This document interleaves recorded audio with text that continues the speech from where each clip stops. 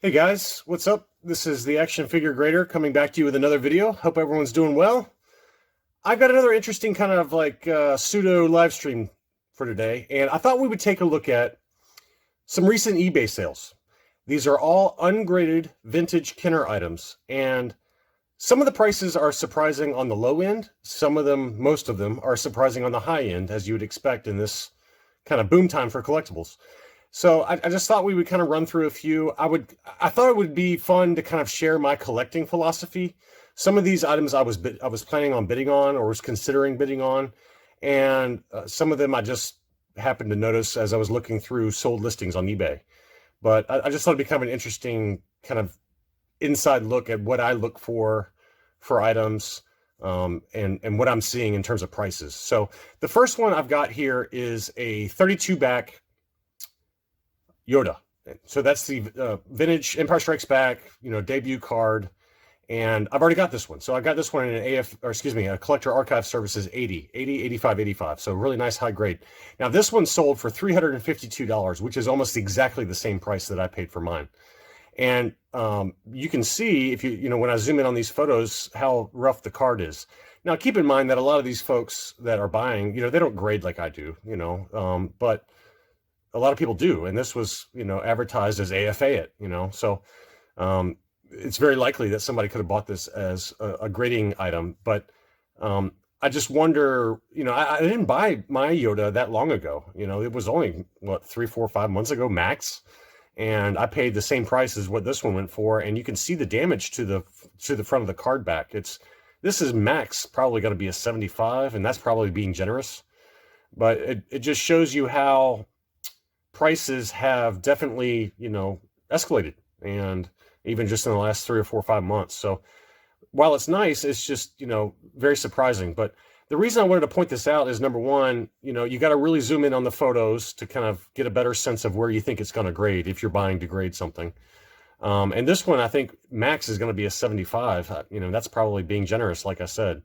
Now, if you compared this one that sold for $352 versus another one that I almost bid on, and that's this one. This is the Kenner Canada version of Yoda. It's also a 32 back, but this is the more rare Kenner Canada version. And you can see it's got in the upper right-hand corner the French language there. And on the back of the card, it's got the La Guerre des Étoiles. So, it's nice to have a foreign variant. And this one is in much higher grade condition. And I almost bid on it. So what's my philosophy on this? So why did I not bid on it, John? And the reason was I just bought that retro collection miscard of the Mandalorian on the Grief Karga card back, and it wasn't cheap. And this one was ending about 2 or 3 days later, and I was thinking about it. I was like, do I really need to spend that kind of money right now? Probably not. And it was right around tax season, so I owed a bunch of money. And I'm self-employed in real estate, so I've got to save up money for taxes on my own. And I knew the tax bill was coming, and I had no idea what it was yet because my accountant wasn't finished. So I thought, to be safe, it's like, what, do I really need to buy this right now? No. I've got several other mint on card Yodas, but it would have been nice to add. And I did look up other sales prices for Kenner Canada Yodas. These are not particularly rare.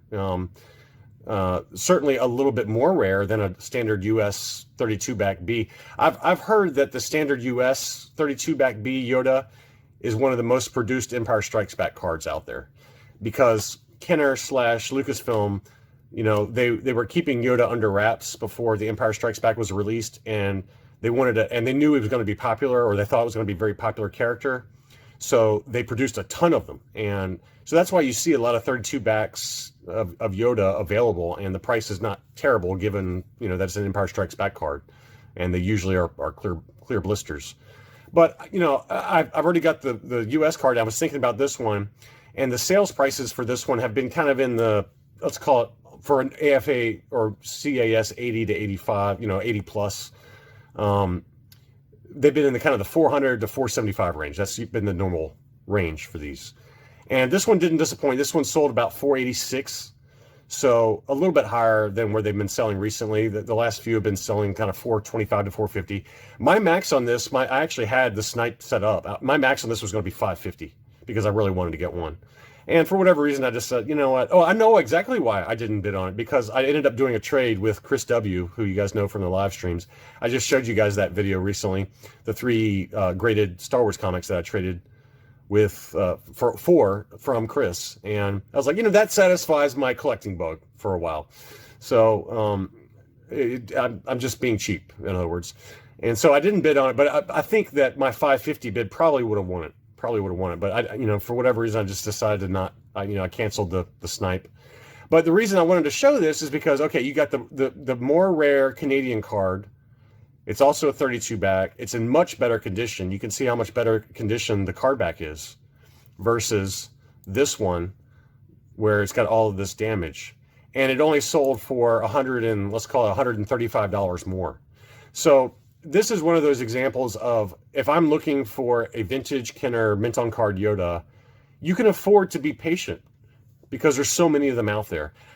Even on the Canadian version, I've seen in the last 3 months, I've probably seen 5 that are AFG quality, 80 grade or above. And so they're not rare. And in my opinion, this one's going to go down as an overpay, $352. When you can spend, save up another month or however long you need to save up, spend another $135 and get one that's on a rare foreign card back, and in much, much better shape in terms of condition. So that's just a collecting tip or philosophy that I try to take on. The next one I wanted to talk about is this one. This was an interesting one. This is a 77A back Bossk. I've got this one, but it's a very yellowed blister. And this one is clear, which is tough to find. As I've talked about in past videos, these later Kenner cards had a fire retardant that was a chemical used in the making of these blisters. So they tend to yellow a lot more. This one's still clear, which is very tough to find. And it's in excellent condition. And I was thinking about this one. I was like, you know what? I don't need another one. As much as I'd love to have a clear blister Return of the Jedi. That one sold for $520. So I would have been nowhere close on that one. And the reason I want to show this is because I have a 48 back with a Neon Numb offer, which is a transition card and a much more desirable card in my opinion. And mine was already graded AFA 80. And I paid, I want to say $380 for it, $390. Now, again, that was 6 months ago or more. But you can see that the demand for clear blister Return of the Jedi figures, especially ones like Bossk that are fairly popular, has really gone up for clear blisters. So keep that in mind if you are looking for a clear blister Return of the Jedi, is that right now the prices have skyrocketed on those. And so, I very half-heartedly thought about this one. But the one I was really thinking about bidding on was this one. This was a 48 back Revenge of the Jedi sticker offer. I've got several. I've got 3 high-grade Revenge of the Jedi sticker ESB cards, and I saw this one pop up, and I was very seriously considering this one. Amazing condition. And it looked like a clear blister. It's hard to tell sometimes with these. It looks like a clear blister though, just based on this photo here. So my max on this was like $500, $550 maybe, and it ended up selling for $668. So I would have been nowhere close on this. So I think the bar has been kind of reset for a lot of the ESB Bosks. I've tracked a number of number ones, and this is a more popular card back verse for ESB figures in general, just because it's got that Revenge of the Jedi sticker on there before the name was changed by Lucasfilm to Return of the Jedi. So those do tend to be at a premium, but even still, that $668 price, that is quite a bit higher than I expected, a good solid 20% higher than I expected. So my bid would have been nowhere close. I didn't really want to spend that kind of money, as I've already talked about. The next one that was also surprised was this one. This was a Forlom 47 back ESB in amazing condition. The sensor scope, R2D2, amazing condition, but it's got that one crease up in here. If you look at the top right corner, it's got a pretty decent little crease there that I think would have dropped the overall score to a max of an 80. And that one was listed at $749. I forgot to mention I'm still sick, so $749 was the list price, and I watched it just because I wanted to see if it would sell, and it did sell. It sold pretty quick too. The reason I wanted to point this one out is because last fall, Hakes Auctions had one that was on a more desirable 48 back, the Revenge of the Jedi sticker card, that was already graded and it was AFA 80.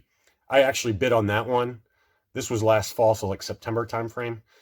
And I bid on that one, but I lost it last second. I almost won that one. And that one sold for about 800 and change. So this one's ungraded in worse condition on a less desirable card back. Plus it had the price sticker on there with that corner ding, and it sold for almost the same price.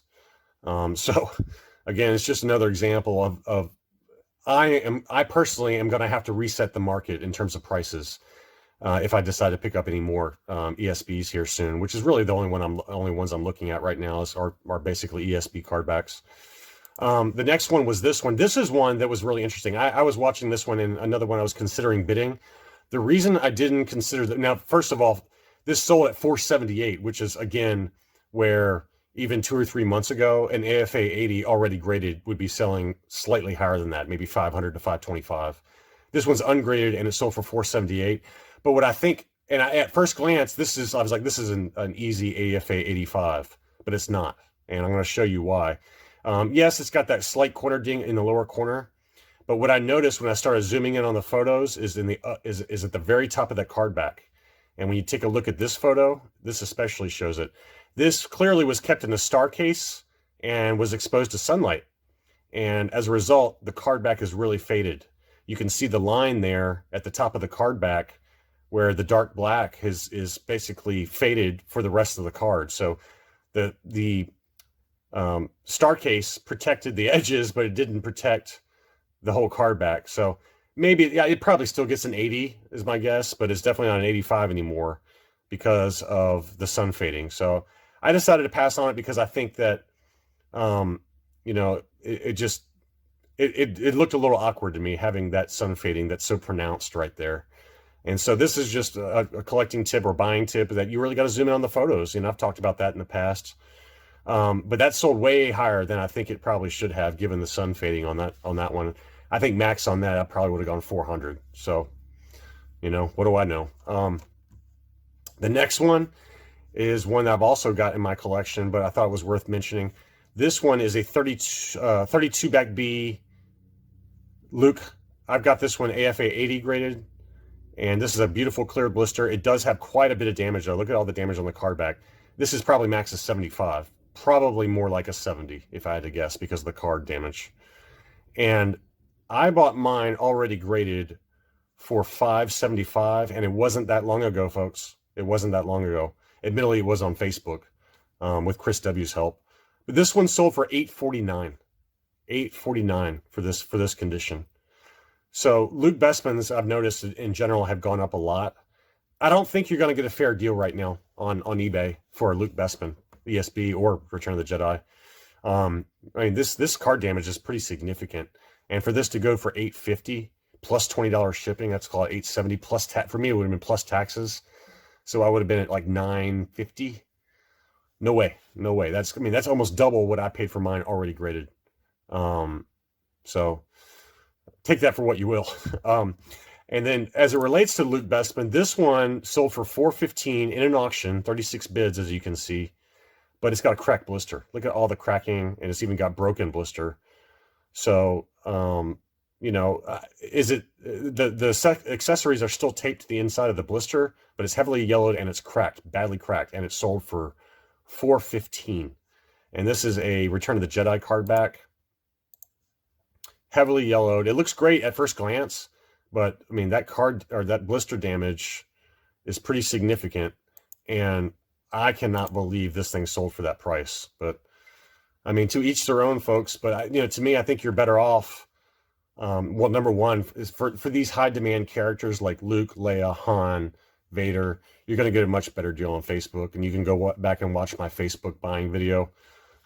This price is insane to me, but given the blister damage, because I don't know if you could grade this.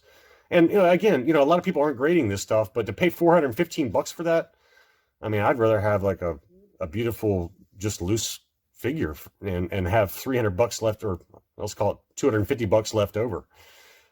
So crazy prices, but it's just this kind of stuff I'm looking at and I'm thinking through, and the negative is that I keep prices from when I bought a certain figure, like this 32 back B Luke.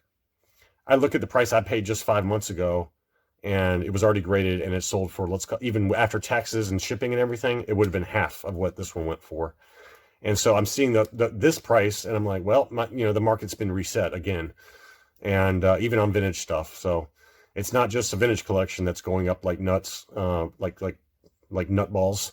It's the vintage Kenner too. So that's all I really had for this video. I just thought it'd be kind of a fun, kind of quick snapshot of what's selling in the market right now. Thanks for watching.